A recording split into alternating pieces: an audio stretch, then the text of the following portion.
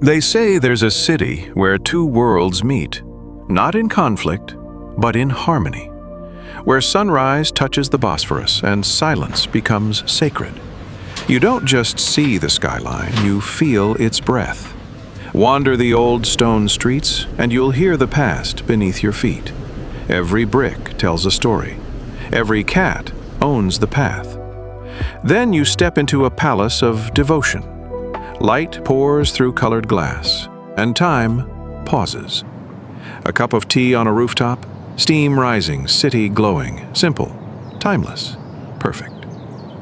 But the heart of Istanbul, it beats in the bazaar. Alive with gold, spices, voices, a living river of color. Cross the Bosphorus and you don't just cross continents, you cross centuries. From every minaret a call echoes, soft, powerful, eternal. On the ferry, you float between stories, between sips of tea and waves that carry memories. The flavors here speak. They whisper in sweetness and shout in smoke and spice. On the Asian side, the rhythm changes. Indie cafes, music on corners, the art of today dancing with yesterday.